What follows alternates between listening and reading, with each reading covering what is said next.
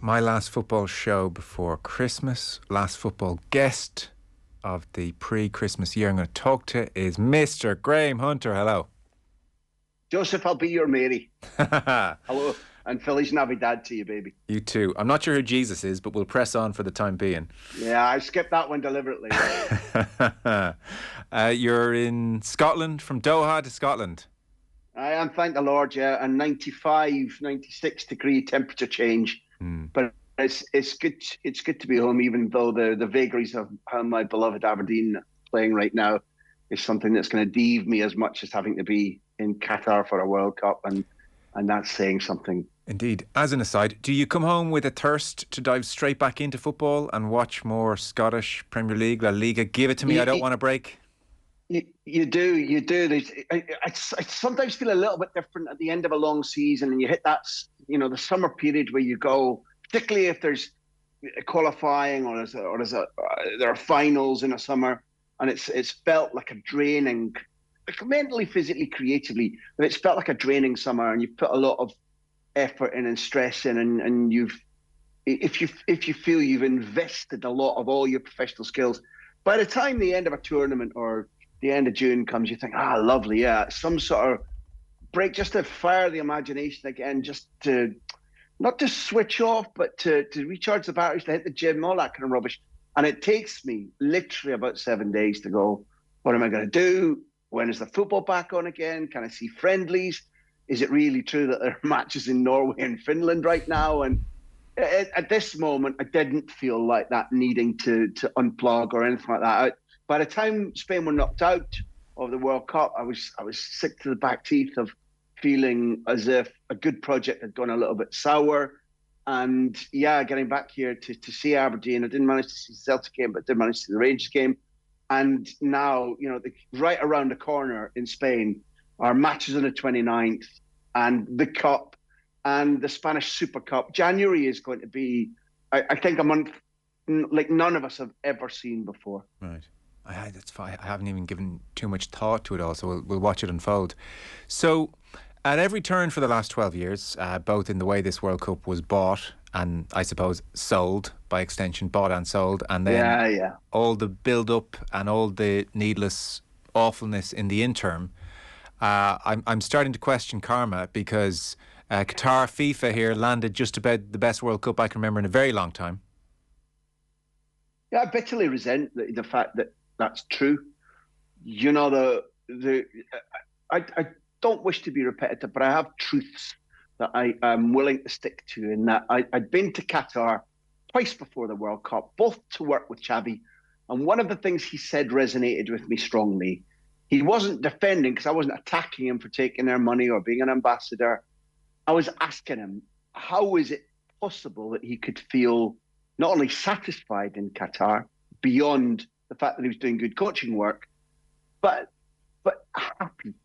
And he said, look, working with the Aspire Academy is working with elite people. The minds there, the majority of which were Spanish.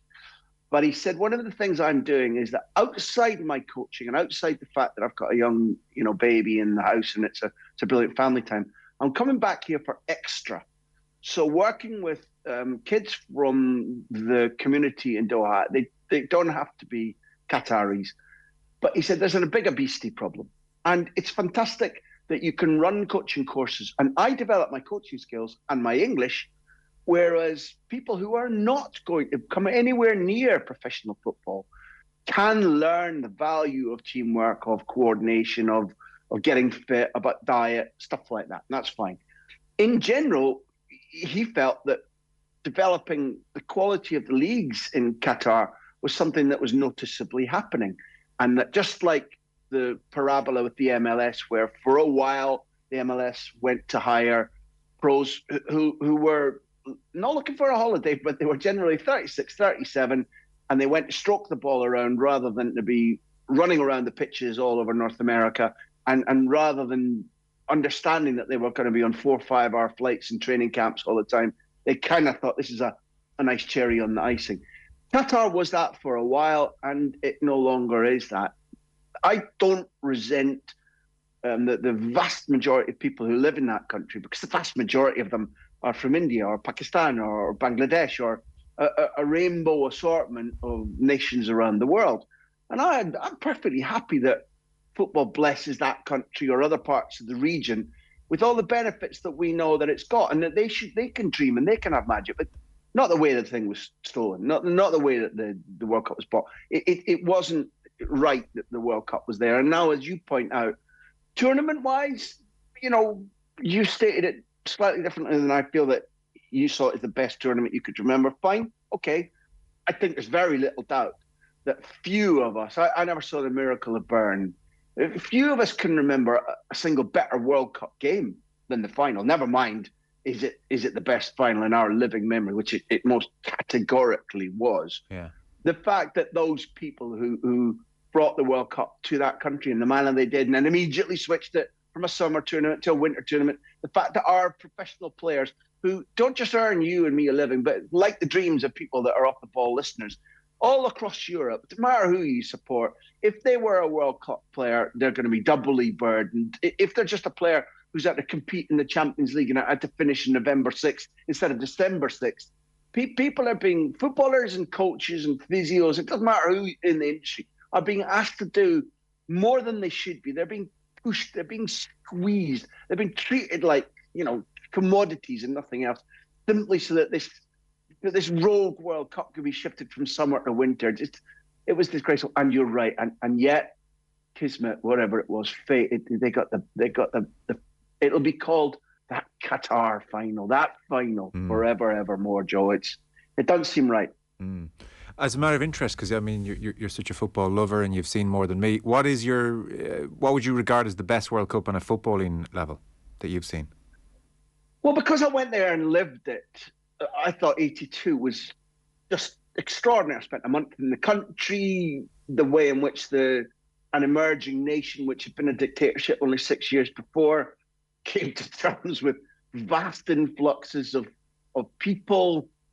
As just about everybody who's ever heard me talk knows, my best pal Graham Runcie and I were there courtesy of Alex Ferguson, who was looking after us and giving us tickets and blah, blah, blah.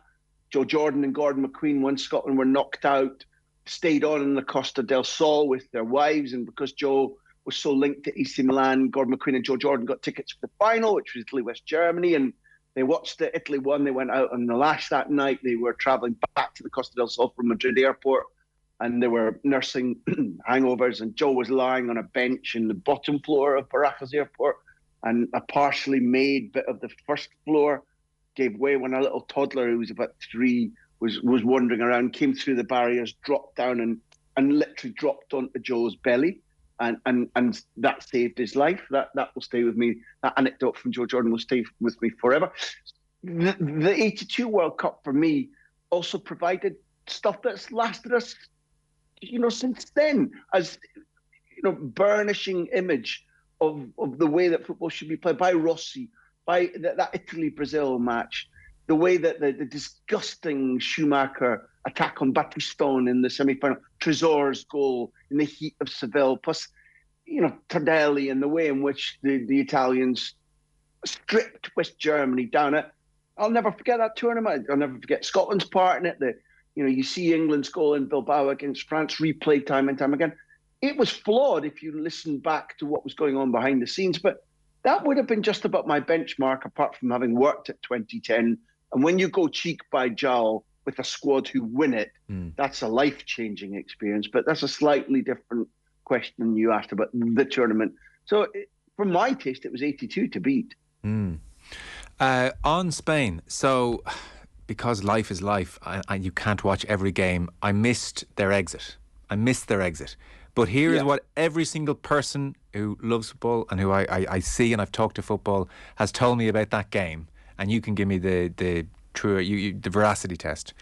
The refrain I've had from everybody is Spain, with their 1,000 passes and no shots, descended into a parody of themselves and a parody of tiki-taka, and they deserved what they got. That is like the uncharitable version I've had from people who love their football and watch that game. What was your sense of Spain? No, it's not uncharitable at all. Just let's discard the word tiki-taka. It's a rubbish word made up by a basketball commentator and it means nothing, and I just don't like it. Before the tournament, when I was talking about them, My two watchwords were they lack fight and they lack nastiness, hardness. If you think about every champion across your coverage of sport on off the ball is as wide ranging as anything I've ever heard in any of the countries I've lived in or worked in or traveled to. And therefore you can compare with boxing or baseball or horse racing or GAA or I don't care what.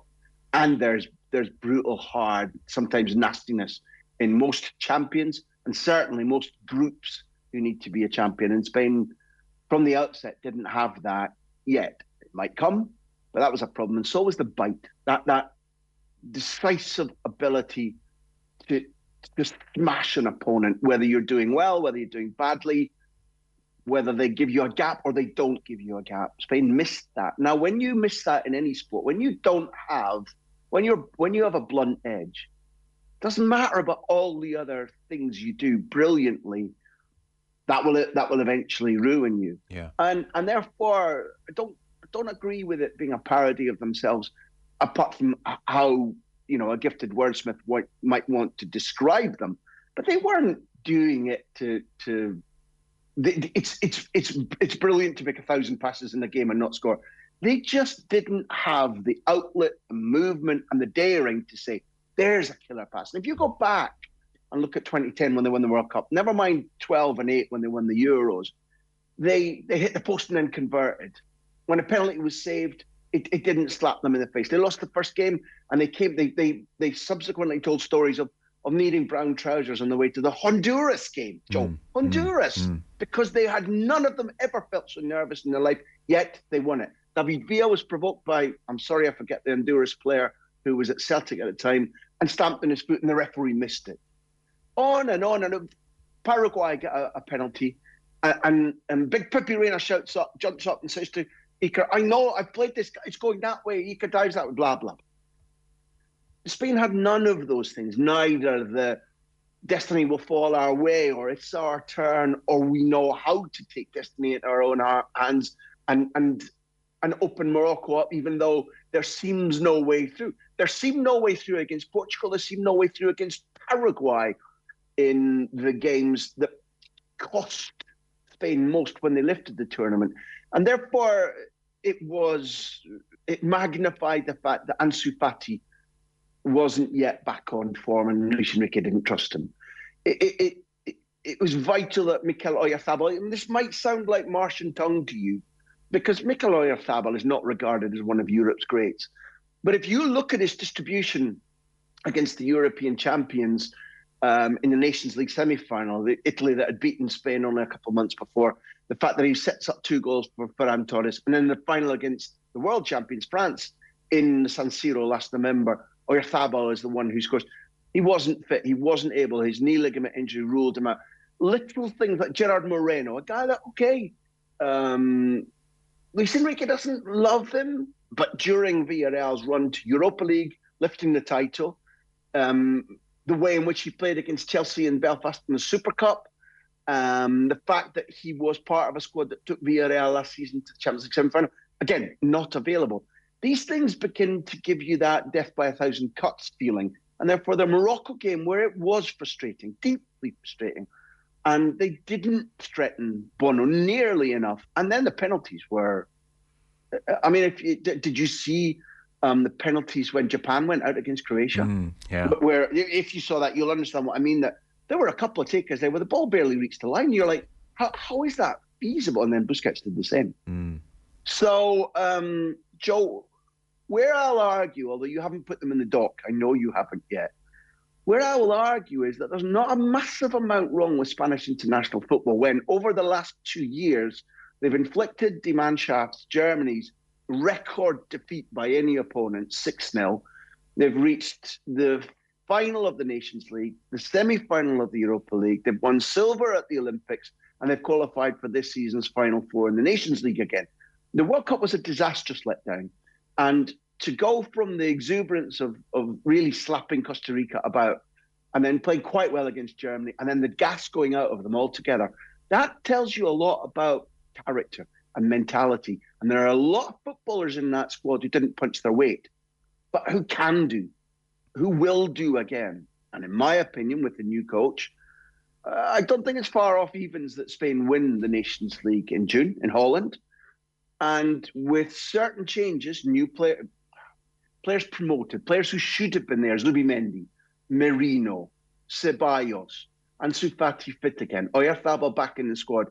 I think they'll give every nation a decent run in Germany, given that they qualify, which I think they will. Very fair answer. Last question. So, rightly or wrongly, and we don't have time to tease this part out, but rightly or wrongly, the '86 team are remembered as an average team in the extreme when it comes to winning World Cups, carried on the back of a left-footed genius. So, how will we remember 2022 Argentina? People will argue fate, kismet. He merited it. I'm not having any of that. That's a load of rubbish. I think we will remember Argentina winning this World Cup as a World Cup that they merited, that they deserved, that they had to fight for, and that they had to build a platform for an aging genius to have his greatest moment. But this wasn't Messi's World Cup. This was Argentina's World Cup, counting in Scaloni, Emi Martinez. This was the ultimate team victory. The difference is the team found a way to make their aging genius lift the trophy.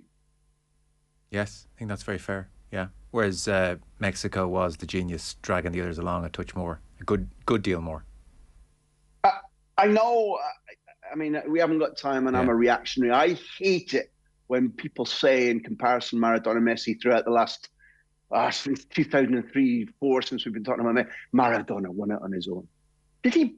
Alex, look at that team. And if you look at how little he featured in the final against West Germany until he releases Burruchaga for the goal, there was a good element of team triumph there too. But Maradona was in his pomp. He was powerful. He was proud. He was strutting. And Messi looked like a different figure. Maybe always has done, Joe. But yeah, it's easier to remember 86 as Maradona's trophy. Have a lovely Christmas. You too, baby. Take care. Graham Hunter. Feliz Navidad. Indeed. Graham Hunter with us on the line.